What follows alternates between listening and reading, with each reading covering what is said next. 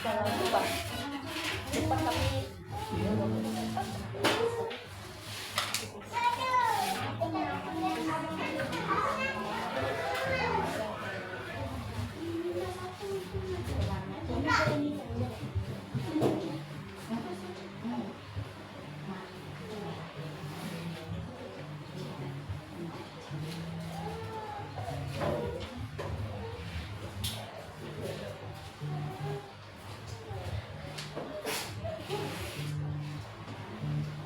Shalom Bapak Ibu terkasih. Boleh berikan tepuk tangan. Haleluya. Puji nama Tuhan.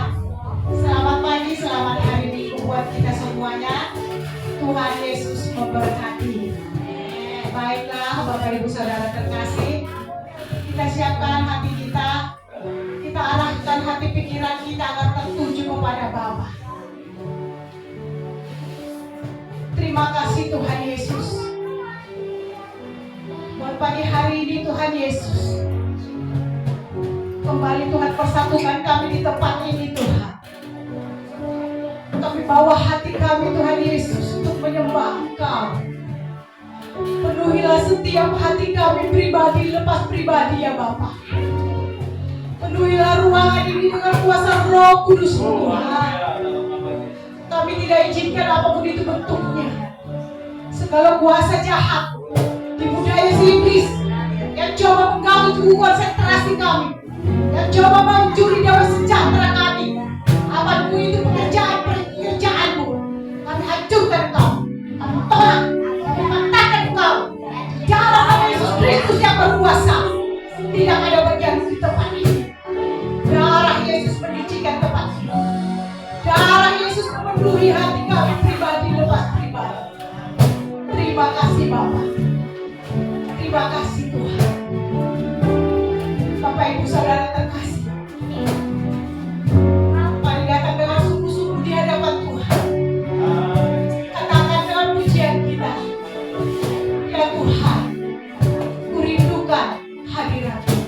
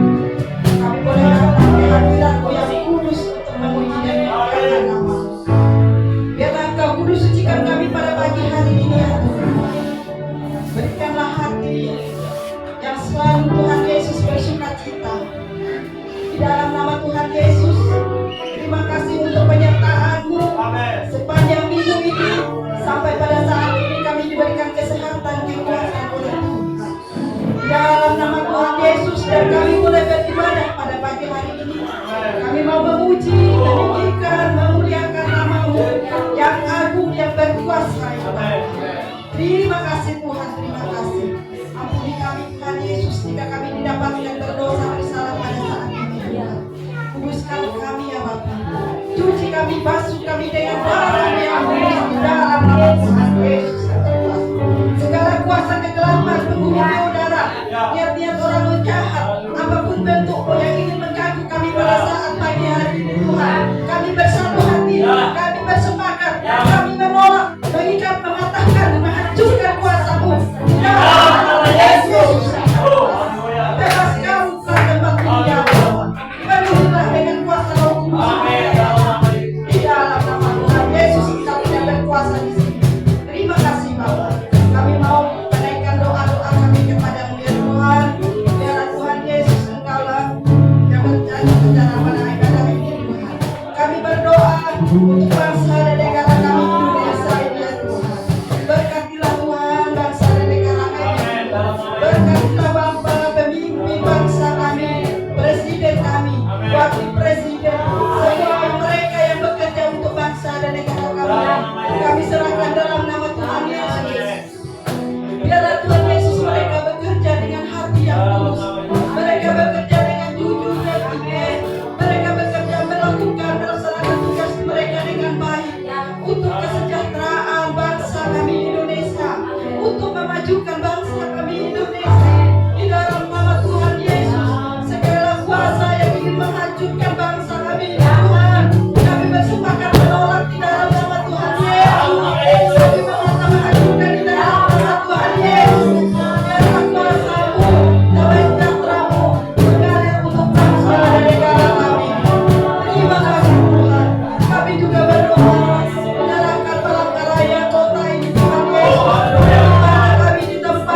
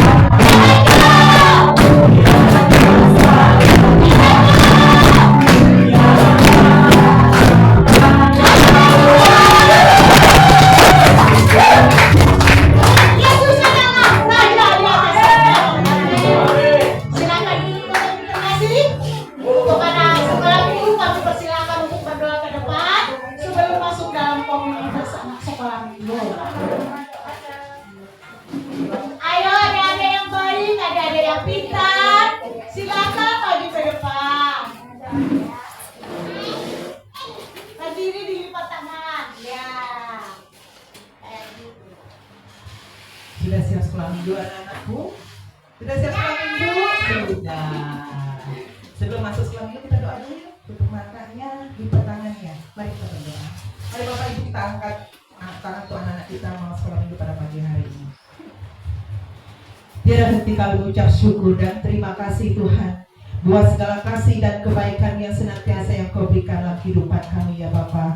Terlebih kami pada saat ini Tuhan mau menghantarkan anak-anak-Mu mau bersekolah minggu Tuhan. Bersama kami bersatu hati orang tua pada saat ini mengangkat tangan mendoakan mereka Tuhan Yesus. Biarlah kasih karunia senantiasa berada pada anak-anak kami mau bersekolah minggu pada pagi hari ini ya Bapa. Urapi lawat mereka Tuhan. Berikan mereka hati untuk mendengarkan firman yang akan disampaikan oleh kakak-kakak sekolah minggunya Tuhan Yesus. Berikan mereka kerendahan hati Tuhan.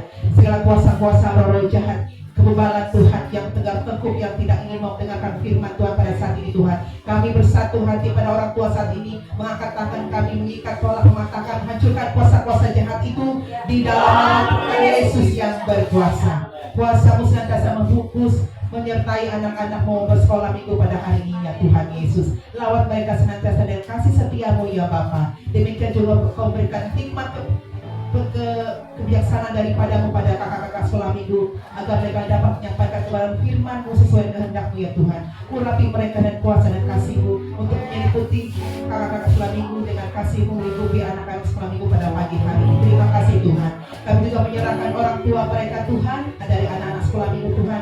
Berkati sentiasa kehidupan rumah tangga, pekerjaan usaha dari orang tua mereka Tuhan. Dalam nama Yesus ya Bapa. Terima kasih Tuhan. Kami serahkan pelayanan sekolah hari minggu di dalam tangan kuasa-Mu dari ibadah awal pertengahan hingga akhirnya. Dalam nama Yesus. Haleluya. Amin. Ayo nyanyi silakan.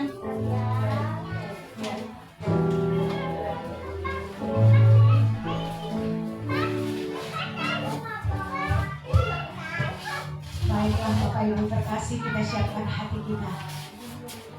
Kita akan masuk dalam kebenaran firman Tuhan. Terima kasih Bapak yang baik. Saat ini kami siap untuk mendengarkan kebenaran firman-Mu Tuhan.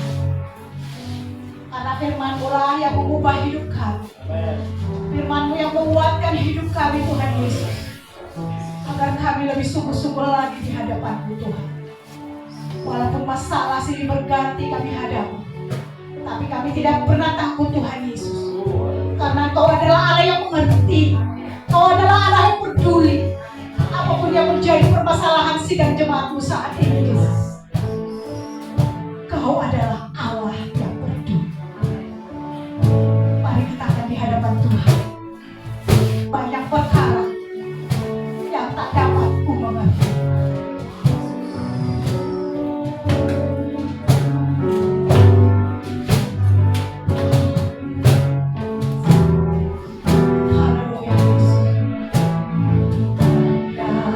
Perkara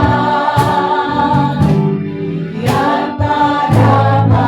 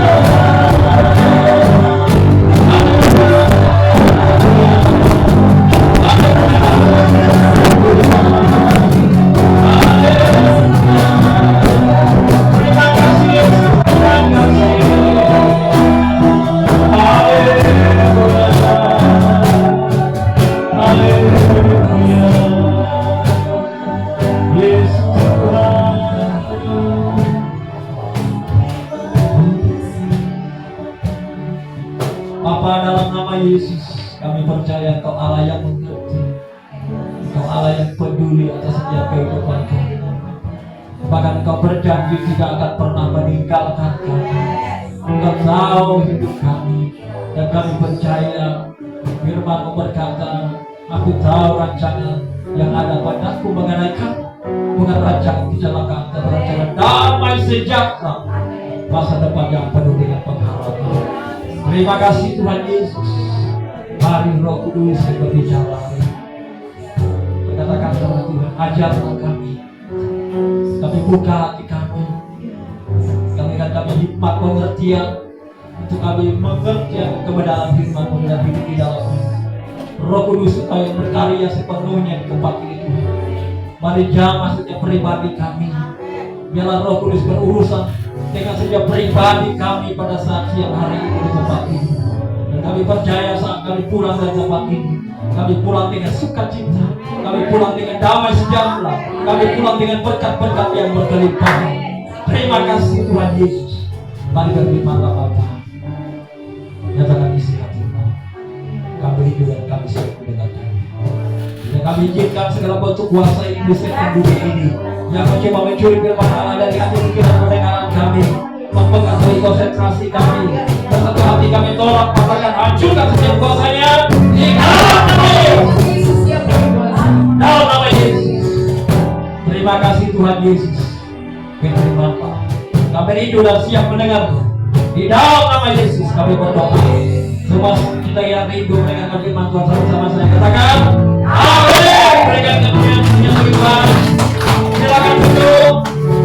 Haleluya, haleluya, haleluya. Shalom. Sekali lagi shalom. Saya percaya hari ini semua kita diberkati Tuhan. Amin. Saya percaya semua kita diberkati oleh Tuhan kita Yesus Kristus. Haleluya. Sekali lagi berikan kemuliaan yang mulia bagi Tuhan kita. Jangan malu-malu untuk berikan sorak-sorai bagi Tuhan, dan Dia baik dalam hidup kita. Dia adalah Allah yang peduli, Allah yang mengerti, seperti pujian Yesus kita naikkan tadi. Bapak Ibu saudaraku terkasih, hari ini saya ingin mengajak kita merenungkan satu firman Tuhan yang saya ambil dari Ibrani pasal 11 ayat yang ke-6. Bapak Ibu sekalian, mari kita baca, kita renungkan firman Tuhan yang luar biasa hari ini buat kita. Ibrani 11 ayat 6 Bapak Ibu, ini tentu berbicara tentang iman. Nah, Ibrani pasal 11 ayat 1 sampai ayat yang terakhir ini berbicara tentang iman. Bahkan ada banyak saksi-saksi iman yang tertulis dalam kitab ini. Nah, Bapak Ibu kita baca Ibrani pasal 11 ayat yang ke-6, demikian firman Tuhan, kita baca bersama-sama. Kalau sudah ketemu Ibrani pasal 11 ayat yang ke-6, kita baca bersama-sama. 3, 2, 1. Tetapi tanpa iman tidak mungkin orang berkenan kepada Allah, sebab Allah berpaling kepada Allah. Ia harus percaya bahwa Allah ada dan bahwa Allah memberi upah kepada orang yang sungguh-sungguh mencari Dia. Sebab barang siapa berpaling kepada Allah, ia harus percaya bahwa Allah ada dan bahwa Allah memberi upah kepada orang yang sungguh-sungguh mencari Dia. Katakan amin. Bapak Ibu saudara terkasih dalam Tuhan kita Yesus Kristus, hari ini saya berikan satu judul firman Tuhan buat kita, berbicara tentang bagaimana membangun iman adalah fokus hidup orang percaya. Katakan amin. Membangun iman itu adalah fokus hidup orang percaya. Kenapa? Karena iman itu adalah hal yang sangat penting dalam kehidupan kita. Bahkan dalam Alkitab ini mencatat tadi bahwa tapi tanpa iman tidak mungkin orang berkenan kepada Allah. Alkitab mencatat bahwa tanpa iman tidak mungkin orang berkenan kepada Allah. Artinya bahwa meskipun dia katanya orang Kristen, meskipun katanya orang percaya, tapi kalau tidak ada iman dalam hatinya, maka itu adalah sia-sia. Amin. Oleh sebab itu sekali lagi saya mengatakan bahwa judul firman Tuhan hari ini adalah membangun iman adalah fokus hidup orang percaya. Artinya iman itu adalah hal yang sangat penting. Hal yang sangat penting di dalam kekristenan kita. Mengapa ada banyak orang Kristen yang tidak ada damai sejahtera dalam hidupnya? Mengapa ada orang Kristen yang kehilangan identitas dirinya sebagai anak Tuhan? Mengapa ada orang Kristen yang hidupnya biasa-biasa saja? Sedangkan janji berkat yang Allah janjikan kepada orang percaya itu adalah berkat Abraham, berkat yang luar biasa. Dia yang sudah mati dan menanggung kutuk yang harus kita tanggung. menyediakan yang terbaik dalam kehidupan kita. Tetapi mengapa kehidupan orang Kristen selalu kalah? Tidak ada damai sejahtera, tidak ada sukacita dalam kehidupannya. Bahkan hidupnya kehilangan arah. Hidupnya sama seperti dengan orang dunia ini. Ada satu jawabannya. Karena dia tidak berfokus untuk membangun imannya. Karena iman itu hal yang sangat penting dalam kekristenan. Iman itu hal yang sangat penting dalam kehidupan orang percaya. Katakan amin. Mari kita katakan sama saya. Iman adalah hal yang penting dalam hidup orang percaya. 1, 2, 3. Iman adalah hal yang penting dalam kehidupan orang percaya. Amin. Sangat penting.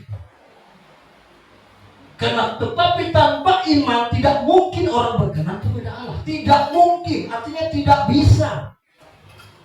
Tidak akan bisa berkenan kepada Allah tanpa iman. Bapak Ibu saudara sekalian, semenjak zaman perjanjian lama, sebetulnya iman itu sudah mulai ada. Abraham, dia adalah bapak orang beriman. Dia dibenarkan karena iman. Nuh, dia membangun bahtera itu karena iman. Maka dalam kitab Ibrani ini ada begitu banyak saksi-saksi iman yang dinyatakan kepada kita. Tetapi pertanyaannya, mengapa bangsa Israel tidak mau hidup dengan iman? Mereka lebih memilih untuk hidup pada saat Allah memberikan hukum Taurat melalui Musa, mereka hidup melakukan hukum Taurat. Tapi Alkitab mencatat, Bapak Ibu Saudara sekalian, Galatia 2:16, kamu tahu bahwa tidak seorang pun yang dibenarkan oleh karena melakukan hukum Taurat, tetapi hanya karena iman dalam Kristus Yesus. Amin. Tidak ada seorang pun yang dibenarkan karena melakukan hukum Taurat, tetapi orang yang percaya kepada Yesus Kristus, itulah orang yang dibenarkan oleh Allah. Oleh sebab itu di zaman perjanjian baru ini, Bapak Ibu Saudara sekalian, sangat penting yang namanya iman. Karena tanpa iman, kita mencatat tadi bahwa tidak ada seorang pun dapat berkenan di hadapan Allah. Artinya iman itu adalah hal yang sangat-sangat krusial, sangat-sangat penting yang harus ada dalam kehidupan orang percaya. Nah, kita mencatat Ibrani pasal 11 ayat yang pertama. Iman adalah berasal dari segala sesuatu yang kita harapkan dan bukti dari segala sesuatu yang tidak kita lihat. Artinya iman itu adalah dasar. Bapak Ibu Saudara sekalian, kalau dikatakan dasar itu adalah seperti rumah itu fondasi. Iman adalah hal yang sangat fundamental, hal yang sangat mendasar dalam kehidupan orang percaya. Ya, seperti suatu bangunan, Bapak Ibu Saudara sekalian. Nah, di Kota Palangkaraya ini ada bangunan yang tinggi. Ya, kita lihat bangunan yang lama di daerah Bundaran sana, ada namanya Batanggaring Business Center. Itu bangunannya cukup tinggi, Bapak Ibu, untuk Kota Palangkaraya. Tetapi kalau di kota-kota lain, yang nggak bisa dibandingkan, Bapak Ibu. Tapi di Kota Palangkaraya waktu itu 20 tahun yang lalu, itu bangunan paling mudah di Kota Palangkaraya. Nah, Bapak Ibu, pada saat seseorang mendirikan bangunan, maka yang pertama-tama dia rancang adalah fondasinya. Nah, dia tahu bahwa dia akan membangun bangunan yang tinggi, maka dia pikirkan bahwa dia harus membuat fondasi yang kokoh. Dia harus membuat fondasi yang kuat. Kenapa? Karena bangunan akan menghadapi badai, akan menghadapi angin ribut, akan menghadapi gempa bumi. Ya, kalau di luar negeri ada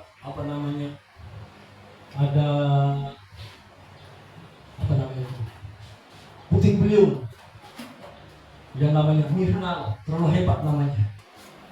Ya. Gempa bumi, itu adalah tantangan dari sebuah bangunan itu. Maka apabila pada saat tantangan datang, pada saat gempa bumi datang, kalau fondasinya tidak kuat, fondasinya tidak kokoh, maka bangunan itu akan runtuh, bangunan itu akan roboh.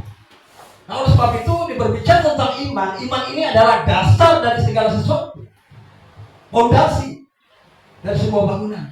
Demikian juga dalam kehidupan kita orang percaya, Bapak Ibu sekalian. Kekristenan kita tidak akan berdampak apa-apa. Kekristenan kita akan tetap menjadi biasa. Kekristenan kita akan menjadi tetap tidak melakukan terobosan pada saat di dalamnya tidak ada iman yang kokoh yang dibangun. Sebab itu sekali lagi hari ini, mengapa fondasi iman itu terus dibangun, harus dibangun? Karena fondasi iman sangat mempengaruhi kehidupan kita, kekristenan kita. Maka fokus kita yang kita harus lakukan adalah membangun iman kita. Amin. Semua orang, ya saya percaya semua orang merindukan Bapak Ibu sekalian kehidupannya berhasil, kehidupannya sukses, usahanya diberkati, bisnisnya diberkati, ya rumah tangganya diberkati, pendidikannya diberkati, ya, sekolahnya diberkati semua. Tetapi jangan sampai kita melakukan itu semua tanpa iman. Karena saat kita mengerjakan segala sesuatu tanpa iman, kata firman Tuhan, itu tidak berkenan di hadapan Tuhan. Jadi kerjakanlah segala sesuatu, lakukanlah segala sesuatu dengan iman kepada Tuhan kita Yesus Kristus. Amin. Alkitab mencatat Bapak Ibu sekalian bahwa Tuhan itu merancangkan hal yang baik buat kita. Ulangan 28 ayat 13. Tuhan akan mengangkat engkau menjadi kepala dan bukan menjadi ekor. Engkau akan tetap naik dan bukan turun. Apabila engkau mendengarkan berita Tuhan Allahmu yang kusampaikan kepadamu hari ini dan kau lakukan dengan setia. Nah, kita harus tahu bahwa Allah merancangkan kehidupan kita itu naik bukan turun, menjadi kepala bukan ekor. Dan artinya bahwa Allah merancangkan kehidupan kita itu mengalami sebuah kemajuan, mengalami sebuah terobosan. Tentu anak kita yang kelas 1 SMA misalnya, dia pasti harus naik ke tingkat kelas 2. Demikian juga kita dalam pelayanan. Yang tadinya kita senior, kan ada Mama Yusuf tadi ya, senior ya. Pasti dia akan lebih meningkat lagi, jadi WR. Itu artinya sebuah kemajuan. Tapi kita lakukan itu bukan hanya sekedar begitu saja. Kita lakukan itu semua karena iman kita dalam Tuhan kita Yesus. Amin. Tanpa iman tidak mungkin seorang berkenan kepada Allah. Artinya bahwa iman itu adalah hal yang fokus yang harus kita bangun di dalam kehidupan kekristenan kita. Jangan sampai orang Kristen tidak punya iman. Nah, orang Kristen yang tidak punya iman, Bapak Ibu Saudara sekalian, kita kan punya Allah Raja di atas segalanya. Dia merancangkan hal yang baik atas hidup kita. Dia menjadikan kita naik bukan turun, kata firman Tuhan tadi. Artinya bahwa kalau kita tidak pernah mengalami terobosan dalam hidup kita, menjadi tanda tanya, apakah dia betul-betul memiliki iman dalam kehidupannya? Jangan-jangan hidup kekristenannya biasa-biasa saja. Padahal Tuhan memberikan iman bagi kita untuk kita menembus batas sesuatu yang tidak mungkin, tidak mungkin dipikirkan oleh manusia. Artinya sesuatu yang bukan sesuatu yang biasa-biasa saja. Kita dapat lakukan itu hanya dengan kita memiliki iman dalam Tuhan kita. Kita bisa melakukan terobosan. Kita akan bisa melakukan hal yang besar pada saat kita ada iman dalam hidup kita. Nah, ini pertanyaannya. Nah, bagaimana membangun iman itu? Roma 10 ayat 17 bilang begini. Jadi iman timbul dari pendengaran, dan pendengaran oleh firman Kristus. Nah, jika kita sudah tahu bahwa orang percaya harus memiliki iman, orang Kristen harus memiliki iman. Kalau orang Kristen tidak memiliki iman, maka hidupnya ada biasa-biasa saja. Nah, kita sudah tahu sampai detik ini perkara ini. Nah, hal yang kedua yang harus kita lakukan, bagaimana membangun iman itu? Nah, kita mencatat sekali lagi bahwa jadi iman timbul dari pendengaran, dan pendengaran oleh firman Kristus. Iman kita timbul bukan karena kita membaca koran, bukan. Iman kita timbul bukan kita mendengar kabar di dunia ini ya, kabar kerusuhan. Kita mendengar kabar PHK, kita mendengar kabar korupsi, kita mendengar kabar BBM naik, kita mendengar kabar yang lain. Iman kita tidak timbul dari kita mendengar perkara-perkara yang demikian. Iman itu hanya bisa timbul saat kita mendengar firman Kristus. Katakan amin. Iman kita akan timbul hanya pada saat kita mendengar firman Kristus. Artinya bahwa kita tahu bahwa iman itu satu-satunya jalan adalah mendengar firman Kristus, maka yang kita lakukan adalah kita memberikan waktu, memperbanyak waktu kita untuk mendengar, untuk membaca kebenaran firman Tuhan. Katakan amin. Tidak ada cara yang lain untuk membangun iman kita, hanya dengan cara mendengar firman Kristus. Ini hal yang sangat penting Bapak Ibu sekalian. Jadi iman itu tidak muncul begitu saja. Iman itu muncul pada saat kita mendengar firman Kristus.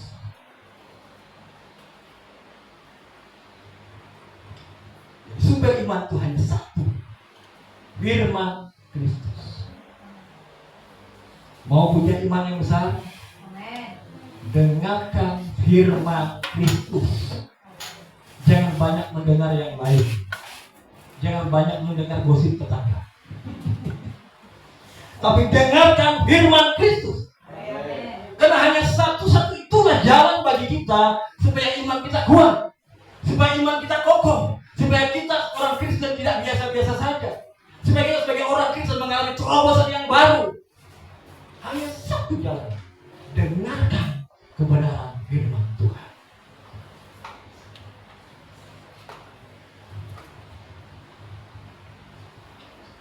Jadi hanya satu suara yang akan membangkitkan iman kita.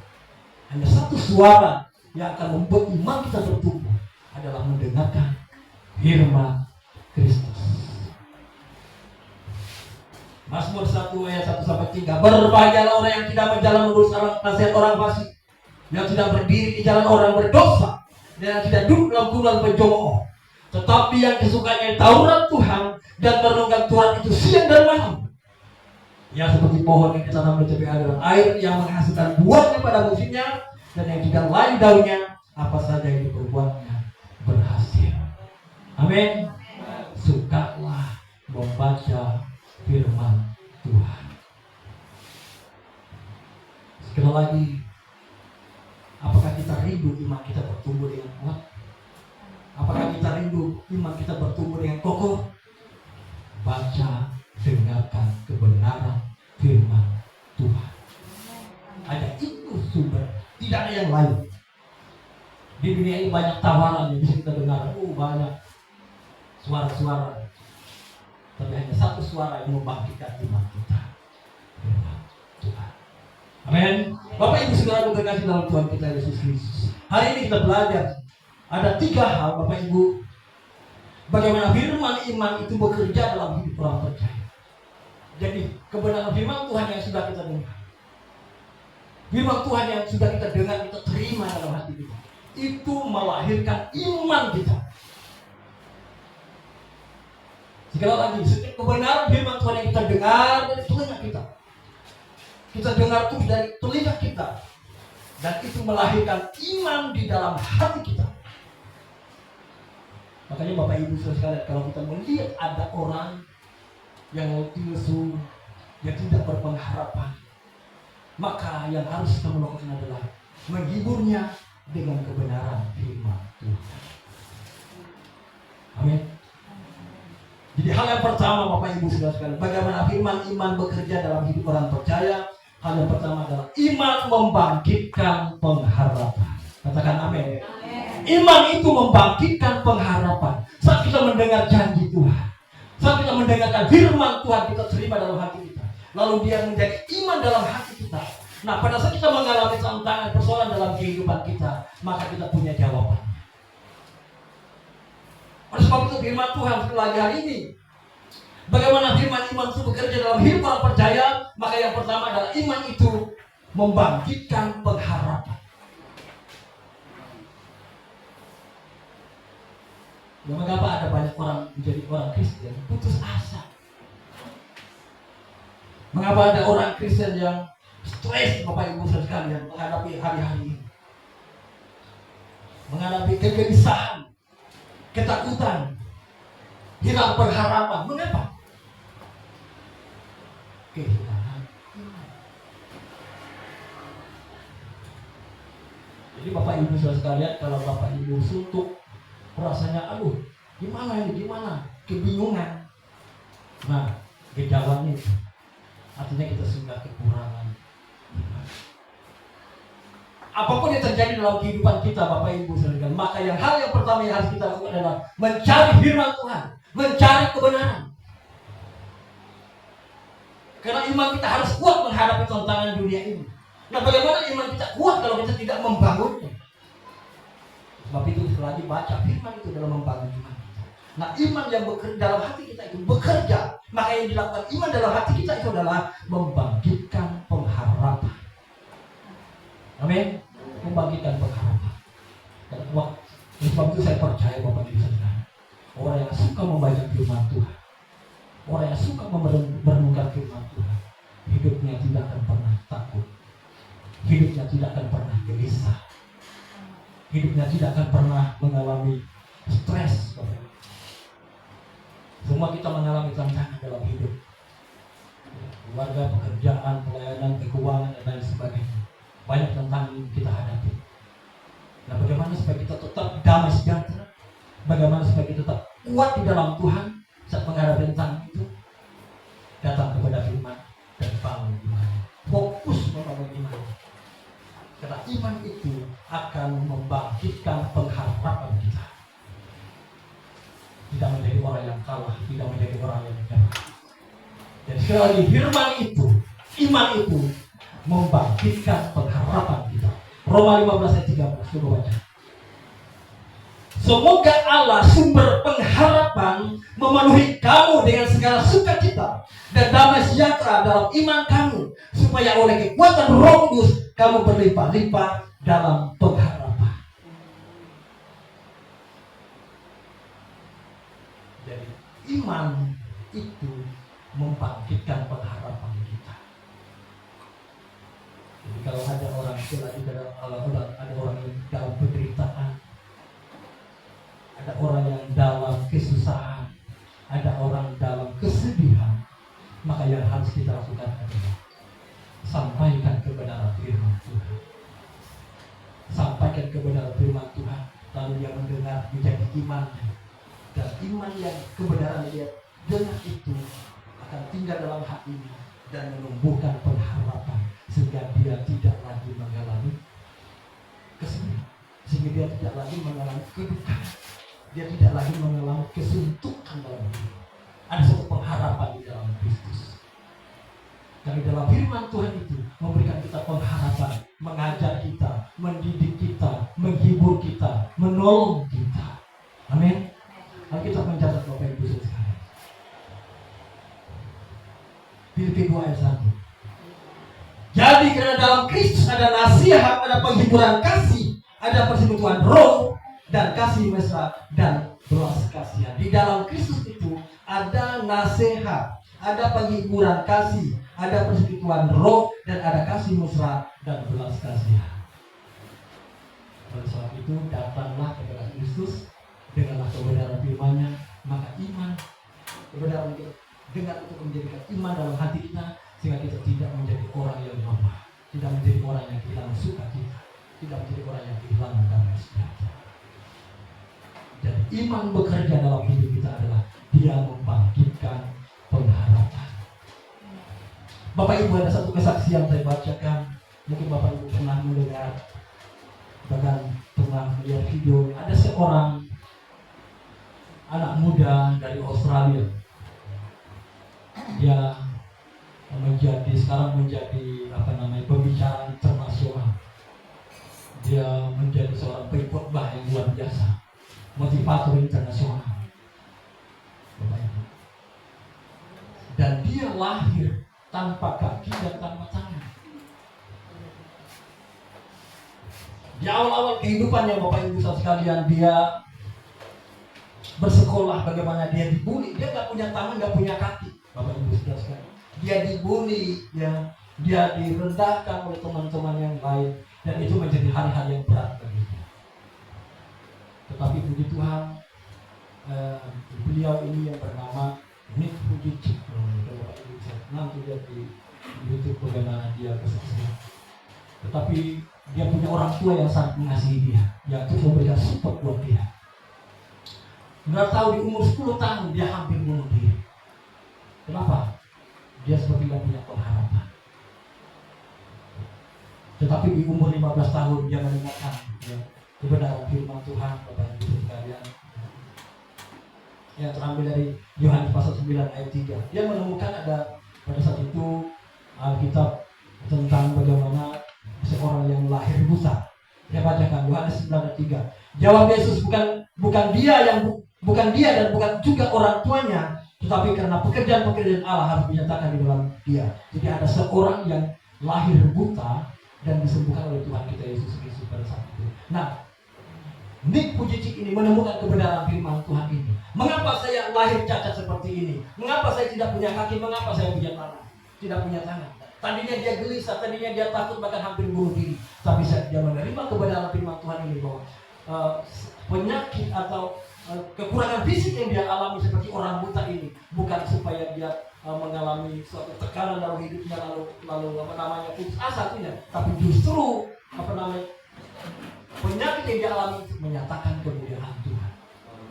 Kekurangan fisik yang dia alami itu justru menyatakan kemuliaan Tuhan. Mulai pada saat dia mendengar firman Tuhan ini, dia bangkit kepada Tuhan. Dia bangkit, dia percaya bahwa justru kekurangan fisik yang dia alami, dia tidak punya kaki, dia tidak punya tangan, justru kemuliaan Allah bisa dikatakan dalam kehidupannya. Dan puji Tuhan Bapak Ibu Saudara, sekarang dia adalah seorang motivator yang terkenal, motivator internasional. Bahkan dia adalah seorang pembicara besar yang juga berkhotbah Bapak Ibu Saudara. Dia tidak punya kaki, dia tidak punya tangan. Kalau dia khotbah pun dia ditaruh di atas meja. Dia bisa berbicara dengan begitu mantap. Kenapa itu terjadi? Karena dia mendengarkan firman Tuhan. Dia mendengarkan firman Tuhan, timbul iman dalam hatinya. Lalu iman itu membangkitkan pengharapan. Yang tadinya dia putus asa hampir bunuh diri, tetapi saja mendengarkan kebenaran firman Tuhan, maka semangatnya bangkit kembali. Sebab itu Bapak Ibu, iman itu membangkitkan pengharapan. Dan sekarang puji cik itu Bapak Ibu sekalian, dia bisa menikah, punya anak Bapak Ibu 4 tahun. Dan ini luar biasa Bapak Ibu sekalian. Saya melihat kesaksian luar biasa. Betul-betul bahwa iman itu membangkitkan pengharapan. Katakan amin. Apapun persoalan kita hari ini Bapak Ibu sekalian, kita tidak seperti puji cik yang tidak ada tangan, tidak ada punya kaki. Apapun persoalan kita, mari datanglah kepada kebenaran. Datanglah kepada firman itu. Maka pada saat kita mendengar firman Tuhan, timbul iman dalam hati kita. Iman itu akan membangkitkan pengharapan kita, membangkitkan semangat baru dalam hidup kita, membangkitkan kekuatan baru dalam hidup kita. Amin. Hal yang pertama Bapak Ibu sekalian, hari ini apa yang dilakukan iman di dalam hidup kita? Dia membangkitkan pengharapan buat kita. Hal yang pertama. Hal yang kedua Bapak Ibu sekalian, apa yang dilakukan oleh iman dalam hidup kita? Mengapa iman itu harus ada dalam hati kita? Mengapa iman itu menjadi fokus yang harus terus kita kembangkan dalam hidup kita? Maka hal yang kedua adalah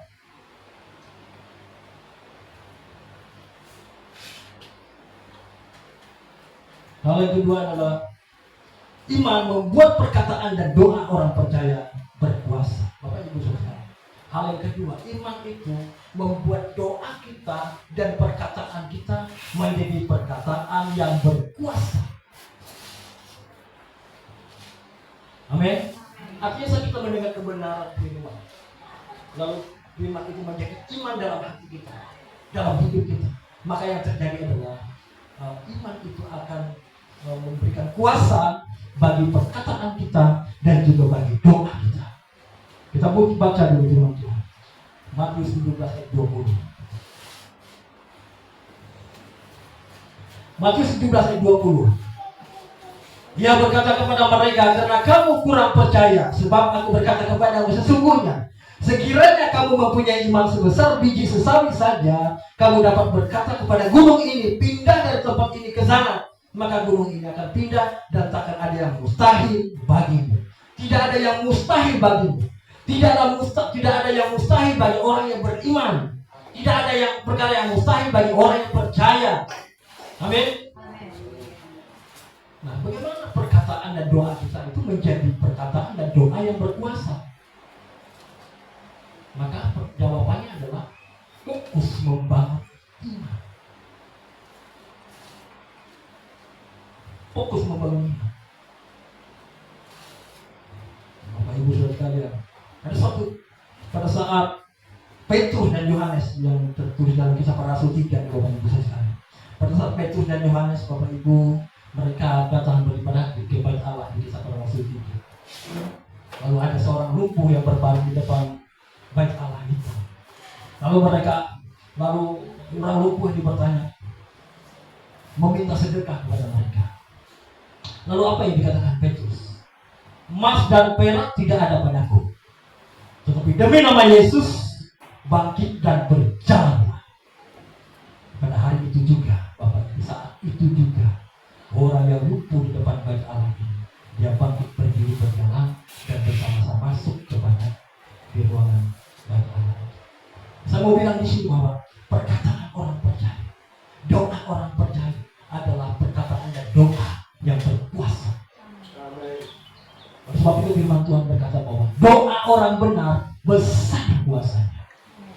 Orang benar itu siapa? Orang yang hidup di dalam iman. Tadi sudah kita katakan bahwa tanpa iman tidak ada seorang pun yang bisa berkenan kepada Allah.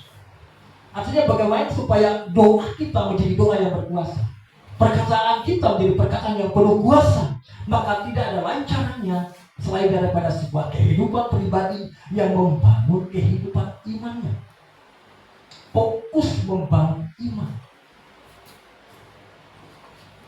Tanpa iman tidak seorang pun dapat berkenan kepada Allah. Saya percaya semua kita rindu doa-doa kita dijawab oleh Tuhan. Amin. Bagi dalam keluarga, bisnis, usaha, pekerjaan, semua kita rindu Tuhan menjawab setiap doa-doa kita. Kuncinya apa? Bangun iman. Biarlah iman itu kuat dan bertumbuh.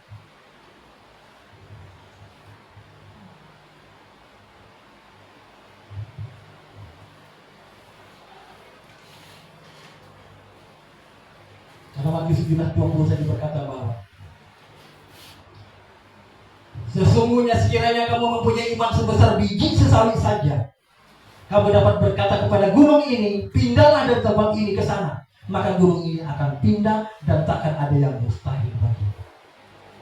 Artinya bahwa perkataan orang yang beriman, perkataan orang yang berkuasa itu penuh kuasa.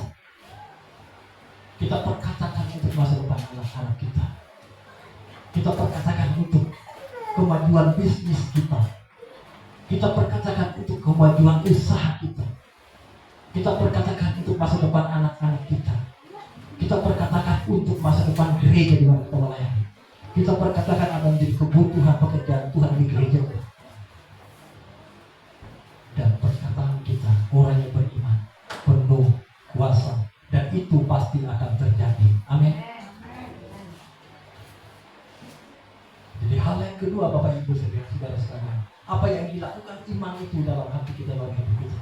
Dia memberikan kuasa dalam perkataan kita. Dia memberikan kuasa dalam doa-doa kita. Itu hal yang kedua. Hal yang ketiga Bapak Ibu saudara sekalian, apa yang dilakukan oleh iman yang ada dalam hidup kita? Maka hal yang ketiga adalah iman itu membuat kita melangkah dengan tidak biasa. Bukan melangkah dengan tidak bisa. Iman itu membuat kita melangkah dengan tidak biasa. Ada yang biasa dan ada yang tidak biasa. Nah, iman itu membuat kita melangkah kita dengan langkah yang tidak biasa.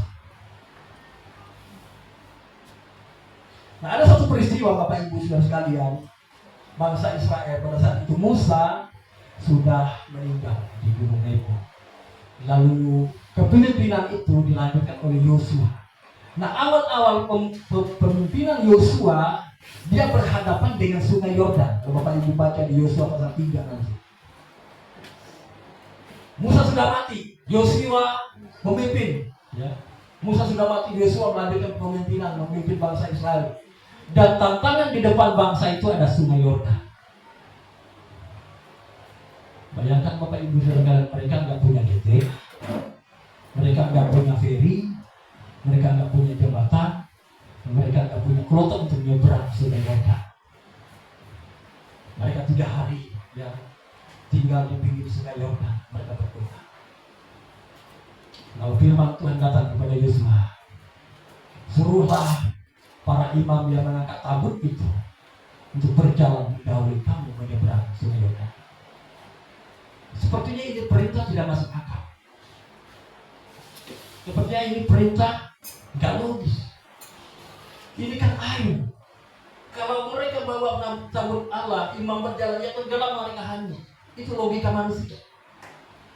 Tetapi Yosua memerintahkan para imam yang mengangkat tabut Allah itu untuk mereka berjalan dengan mentaati apa yang difirmankan oleh Tuhan. Dan Alkitab mencatat Bapak Ibu Saudara sekalian, pada saat para imam mengangkat tabut Allah, mereka berjalan mendatangi sungai Yordan. Saat mereka menginjakkan kaki mereka di atas sungai itu, maka sungai itu menjadi terbelah, sehingga bangsa Israel boleh melewati sungai itu di tanah yang kering. Saya mau bilang di sini adalah bahwa iman itu membuat kita melangkah dengan tidak biasa. Mereka berjalan di tanah yang kering, Bapak Ibu sekalian, sehingga sampai ke seberang sana. Lalu setelah bangsa semua menyeberang, lalu tadi yang imam di tengah sungai ini, dia melangkah keluar dari sungai Yordan dan akhirnya sungai keluar. Ini berbicara tentang langkah iman. Kadang-kala Bapak Ibu sekalian, kita membutuhkan langkah iman. Jadi bukan percaya dulu baru bertindak, tapi ini bertindak dulu baru percaya. Ada satu firman bilang begini, 2 Korintus 5 ayat 7. Sebab hidup kami ini adalah hidup karena percaya, bukan karena melihat. Karena apa yang dikatakan oleh Tuhan kepada Yosua dan para imam bangsa Israel pada zaman itu, pada saat itu mereka mendengarkan perkataan firman Tuhan, mereka mendengarkan perkataan yang disampaikan oleh Yosua kepada mereka, dan mereka mentaatinya. Saat mereka mentaati apa yang diperintahkan oleh Tuhan, maka mujizat pun terjadi. Kalau mereka sempat berpikir di pinggir sungai Yordan, waduh bagaimana Pak Yosua, ini kan air. Loh, kata Yosua, kan sudah Tuhan perintahkan, injak aja air itu, maka itu kita bisa melewatinya. Kalau sempat mereka tengkar di situ Bapak Ibu, nggak sampai mereka seberang sana. Tapi karena mereka taat, mereka terima, mereka mendengarkan apa yang menjadi perkataan Tuhan, maka mereka melangkah dengan langkah yang tidak biasa. Kalau langkah biasanya Bapak Ibu, mereka akan berbalik kembali, nggak mungkin bisa nyebrang sungai seluas ini.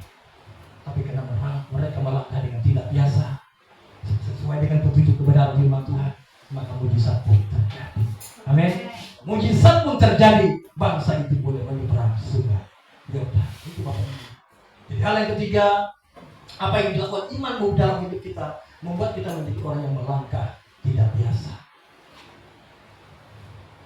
Dan dobrakan, ada terobosan yang luar biasa yang kita lakukan. Bapak Ibu, pada saat Daud menghadapi peperangan dengan Goliat, Bapak Ibu saudara, pada saat itu saudara-saudaranya sedang berperang menghadapi orang Filistin. Lalu Daud ini kan tidak diutus untuk berperang. Dia disuruh oleh bapaknya Isai untuk mengantarkan makanan kepada saudara-saudaranya yang sedang perang menghadapi orang Filistin sana. Lalu pada saat sampai di tempat peperangan, dia bawa bekal yang disiapkan oleh orang tuanya, dia berikan kepada saudara-saudaranya. Lalu pada saat itu ada musuh di depan mereka.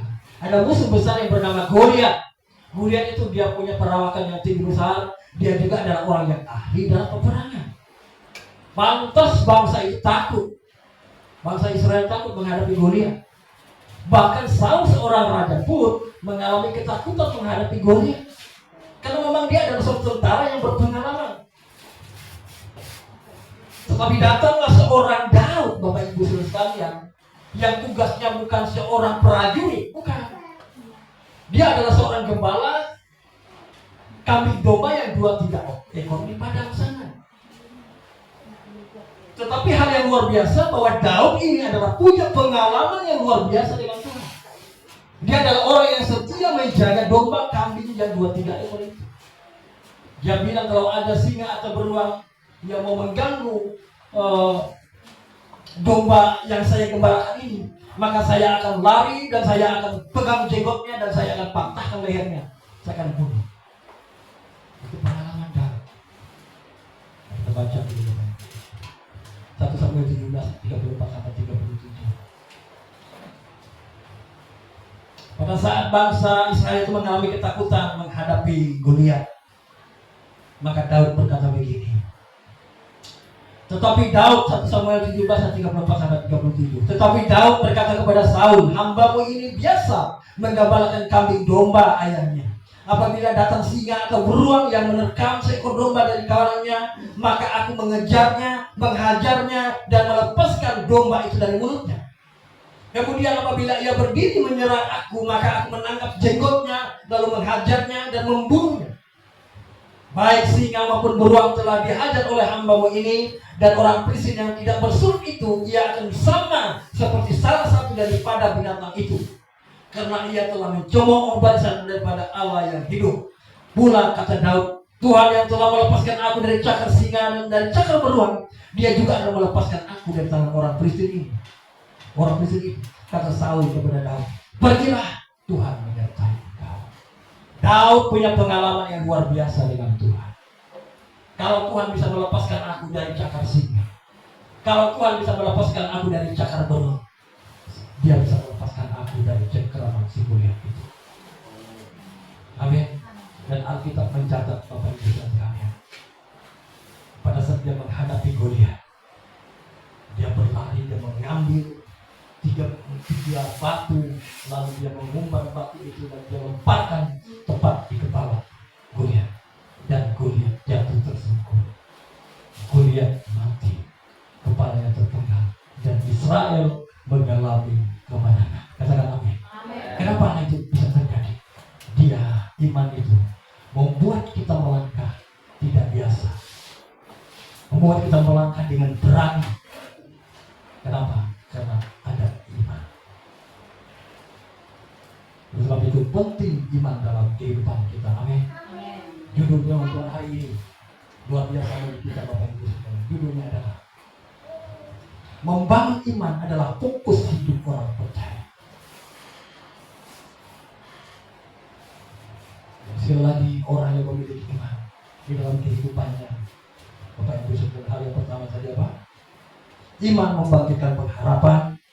Dan yang kedua, iman itu apa yang terjadi pada seorang memiliki iman. Iman itu membuat doa dan perkataan kita menjadi perkataan yang berkuasa. Dan hal yang ketiga, iman itu membuat kita melangkah dengan tidak biasa. Kita akan melangkah dengan langkah yang luar biasa. Amin. Itulah firman Tuhan buat kita. Mari bangunlah iman kita. Amin. Bangunlah kehidupan iman kita. Karena itu hal yang sangat penting bagi kita. Jangan sampai katanya orang bisa, orang percaya, tapi tidak punya iman.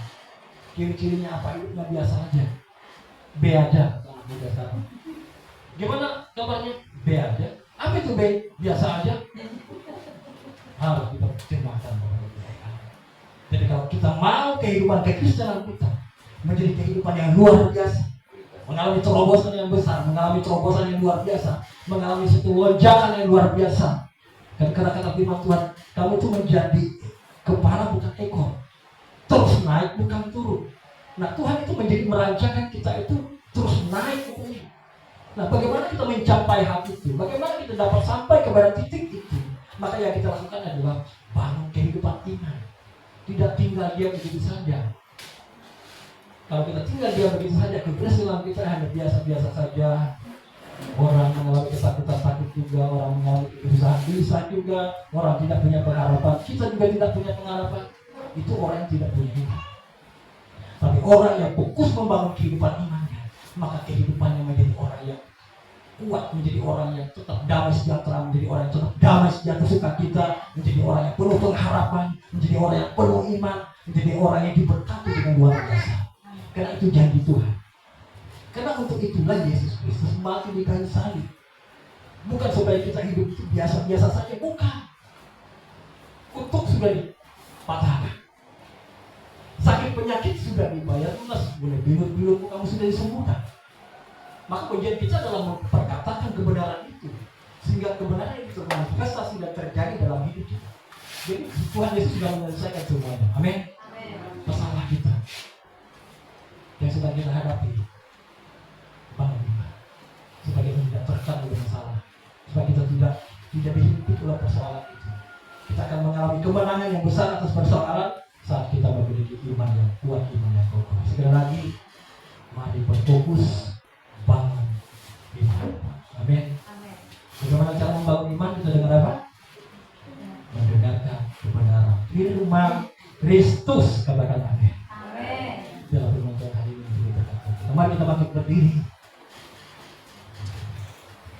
Hari itu Bapak Ibu saudara di tempat kita bukan orang Kristen, orang biasa. Kita bukan orang biasa saja. Kita menjadi orang luar biasa. Tuhan memberikan jalan buat kita menjadi pribadi yang luar biasa melalui iman. Oleh sebab itu, kalau iman itu hal yang sangat penting dalam kehidupan kita, mari bangun terus. Iman timbul dari pendengaran dan pendengaran akan firman Tuhan.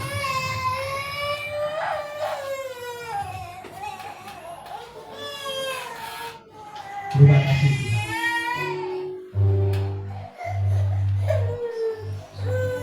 Aku punya Tuhan yang besar, yang tak berjanji dan selalu menggenapi imanku bersepakat percaya bahasanya.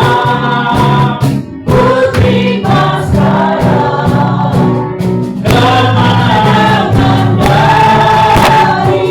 Sekali lagi katakan, aku punya. Oh haleluya. Kami punya Allah yang besar, kami punya Tuhan yang besar. Oh haleluya. Dan selalu menggenapi imanku bersepakat percaya bahasanya. Ku terima sekarang kemenangan darimu. Sekali lagi katakan, aku punya. Terima kasih Bapa. Kami punya Allah yang besar. Dalam nama Tuhan Yesus, kami berdoa Tuhan mohonkan setiap ribu, setiap pribadi kami memiliki iman yang bertumbuh dalam Engkau. Di dalam nama Yesus, kami berdoa dan setiap hari itu harus kita dalam firman-Mu. Setiap hari membaca merenungkan firman-Mu, yang biar kami bertumbuh dalam iman kami setiap hari. Terima kasih Yesus.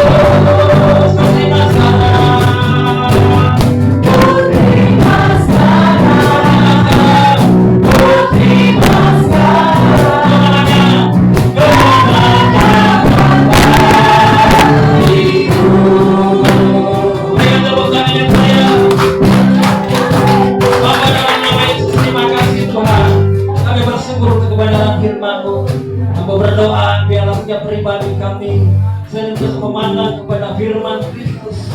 Biarlah iman kami terus bertumbuh kuat dan kokoh di dalam Engkau. Dan kami percaya kehidupan kami tidak biasa-biasa saja. Kami percaya Tuhan menyediakan kami, membawa kami kepada sebuah kehidupan yang naik bukan turun, menjadi kepala bukan ekor. Karena itulah janji Tuhan dalam kehidupan kami. Dan biarlah kami bergerak melangkah itu dengan iman kami dalam Yesus Kristus. Hati yang cinta, hati yang haus, hati yang lapar dengan kebenaran firman-Mu ada dalam setiap kehidupan pribadi kami. Dan kami akan melihat perkara-perkara yang besar, perkara-perkara yang dahsyat terjadi atas setiap kehidupan kami. Bagi Tuhan, keluarga kami, rumah tangga kami, usaha kami, pekerjaan kami, anak-anak kami akan mengalami terobosan yang luar biasa. Karena di dalamnya ada iman yang besar yang Tuhan kami akan bagi kami. Terima kasih Bapak. Dalam nama Tuhan Yesus kami berdoa, sama-sama kita katakan amin. Kita akan duduk.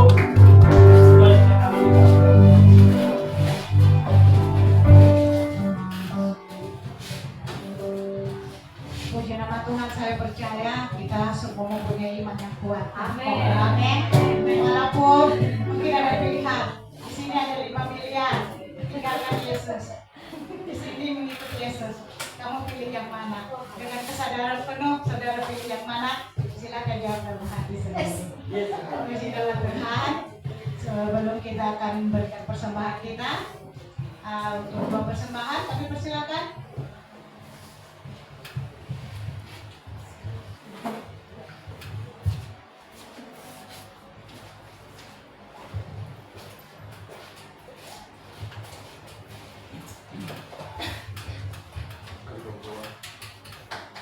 Yang Bapak kami yang berkata kita dalam surga, terima kasih Tuhan.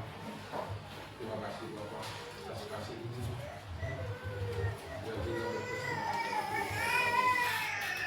Kami bersyukur ya Tuhan, berterima kasih karena Tuhan baik dalam kehidupan kami.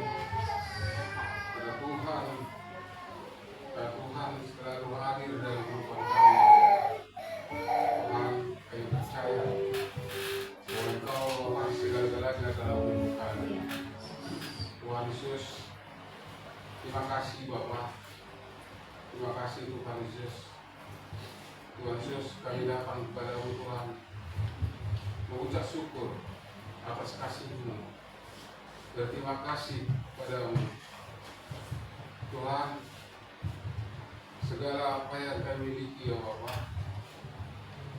segala apa yang kami miliki ya Tuhan, itu adalah berasal dari Engkau. Sebentar lagi Tuhan kami akan memberikan persembahan sebagai ucapan syukur kami kepada Tuhan. Tuhan, berkati ya Tuhan, berkati ya Tuhan, segala persembahan kami, baik yang memberi, baik yang memberi, Kau berkati ya Bapak. Terima kasih Bapak, terima kasih Tuhan Yesus. Di dalam nama Tuhan Yesus berdoa dan mengucap syukur. Haleluya. Puji nama Tuhan, sambil persembahan kita dijalankan, kita berpujian, kita katakan, jangan lelah bekerja di ladang.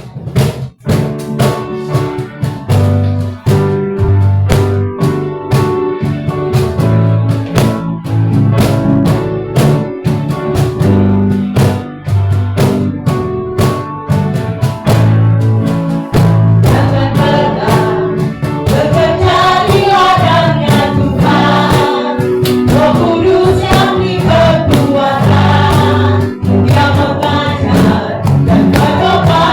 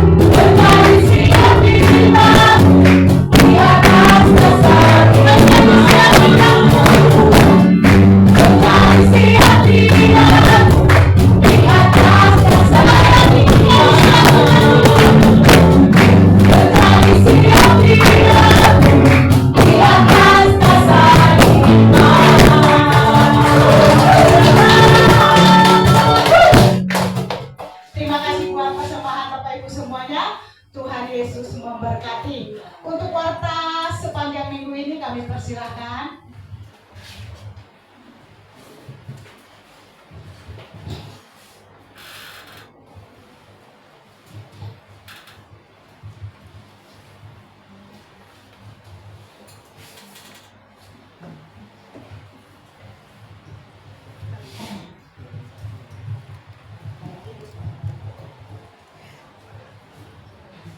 Salam Bapak Ibu, saudara sekalian dalam nama Tuhan Yesus.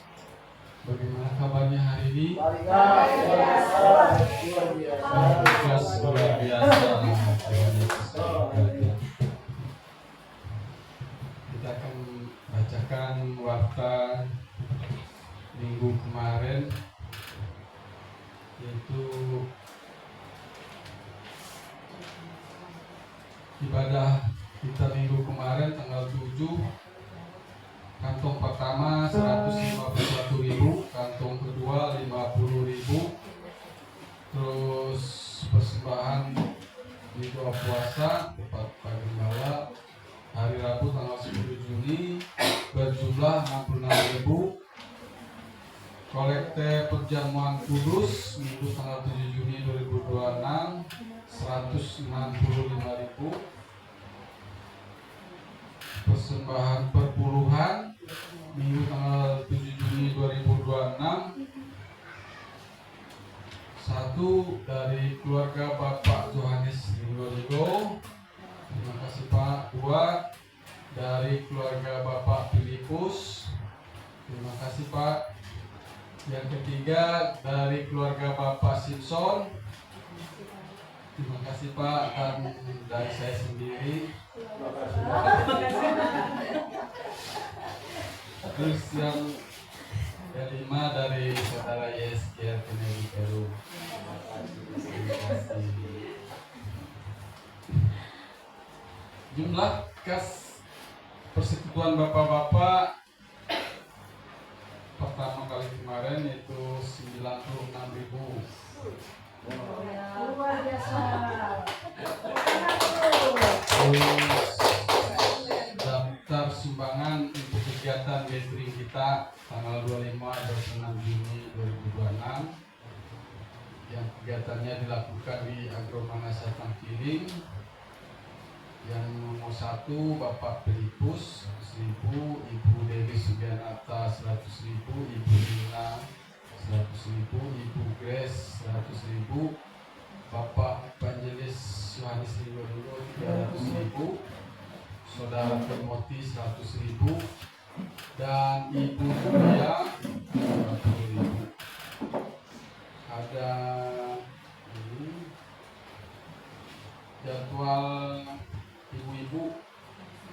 Salam ibu-ibu cantik, jangan lupa ibadah kita yang pertama BGBI Barigas Tuayan yang akan dilaksanakan pada Minggu 14 Juni 2026 jam 4 sore.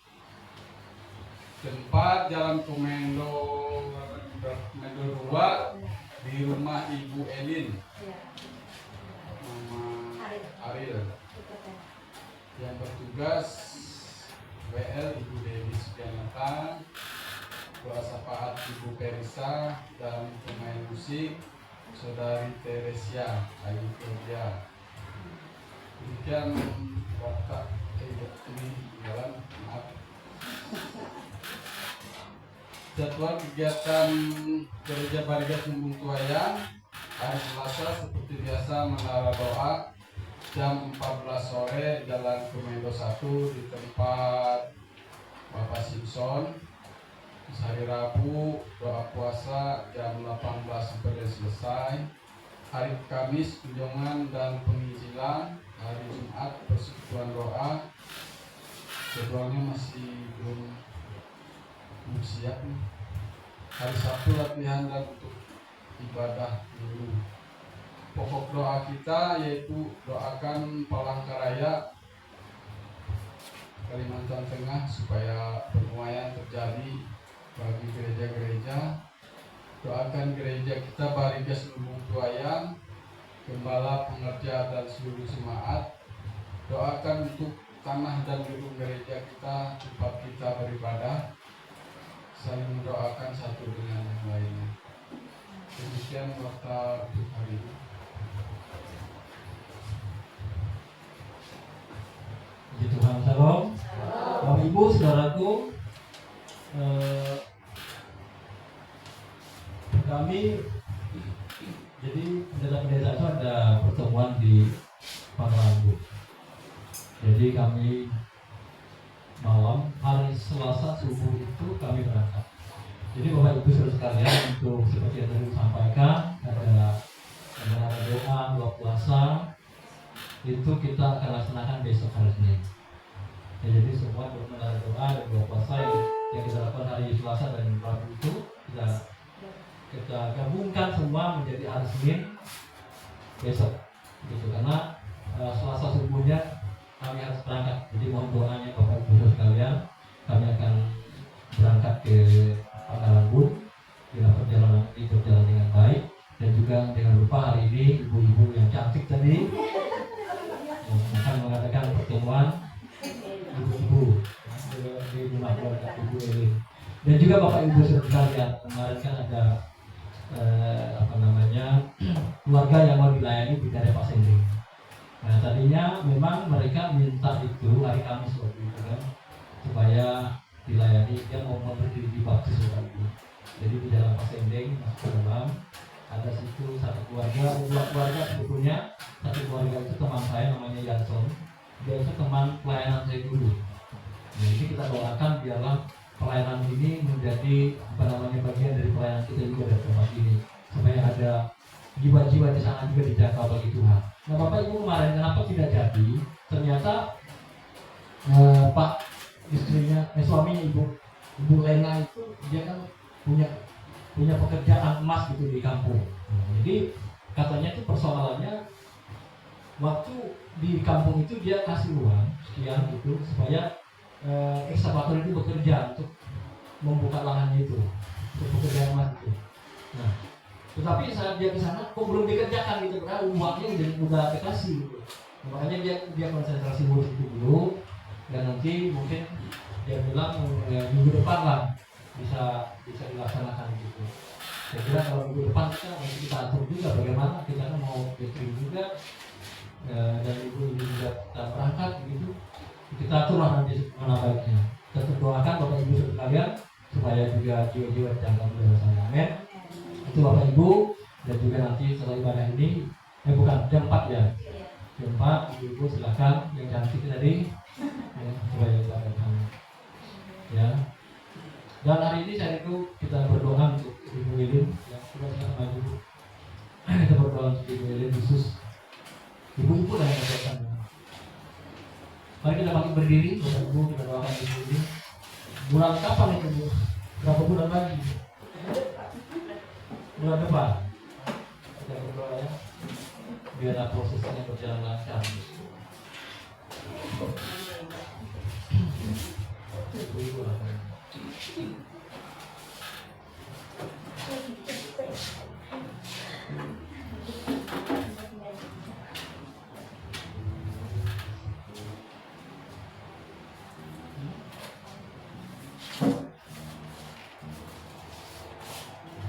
Bapak Ibu, mari kita berdiri, kita berdoa untuk ini. Mari kita angkat tangan kita, Bapak Ibu sekalian, kita doakan ibu kekasih ini. Ini begini. Ada tangan. Ibu, kita doakan.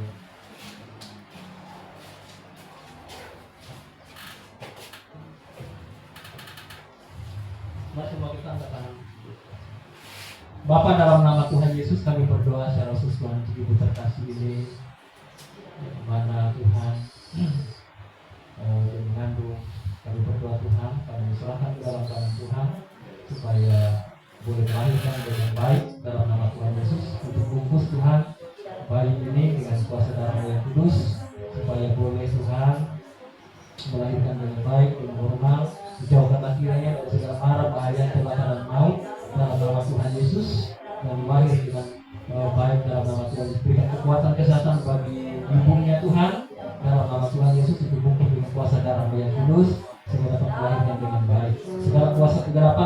iblis setan yang mencoba mengganggu, bahaya celaka maut. Kami bersatu hati, kami tolak bahkan campur, hancurkan kuasanya di dalam nama Yesus. Darah Yesus yang berkuasa. Tuhan pegang tubuh terkasih ini dan bagi dalam kami nama Tuhan. Terima kasih Bapa dalam nama Tuhan Yesus. Haleluya. Amin. Kami memuji kebesaran-Mu.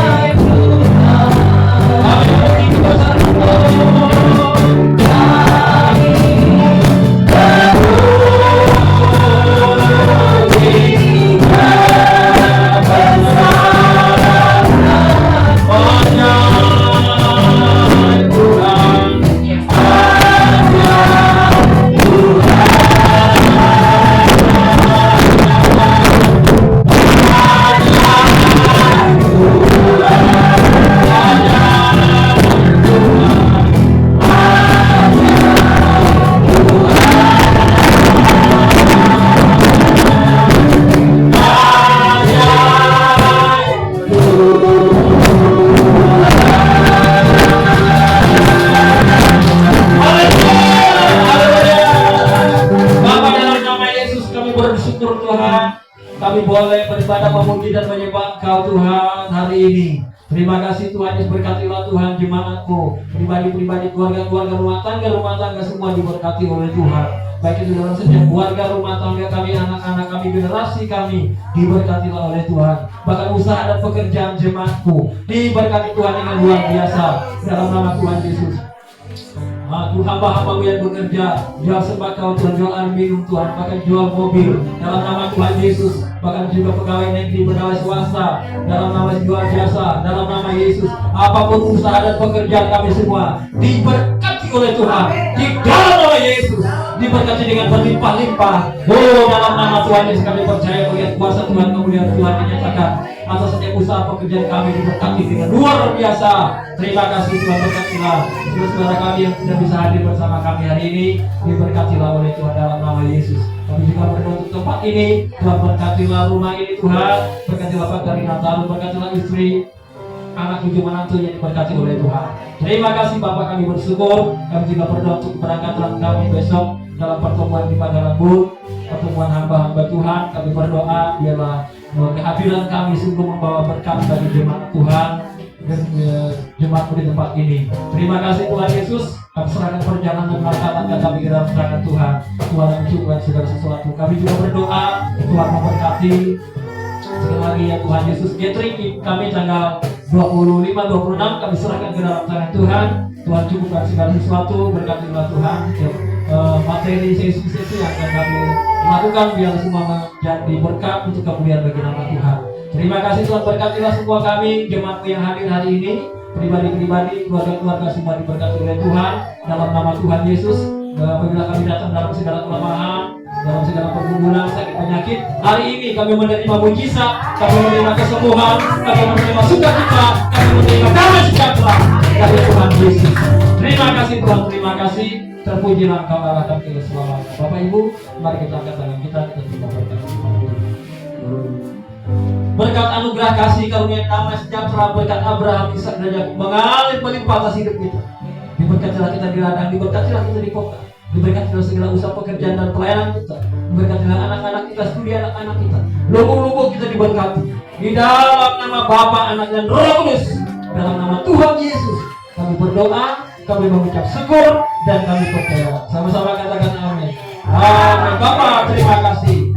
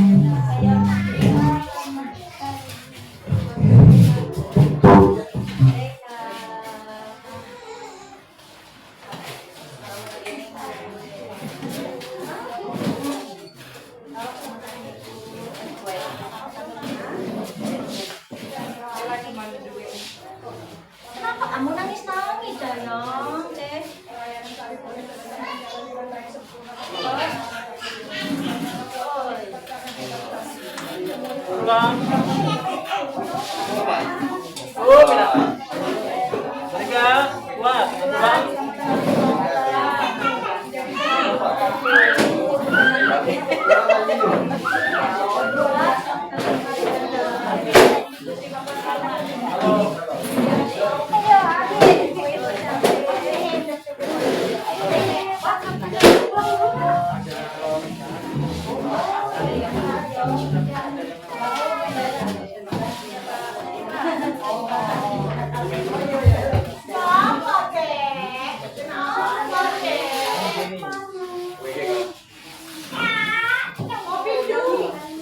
Kopi kan?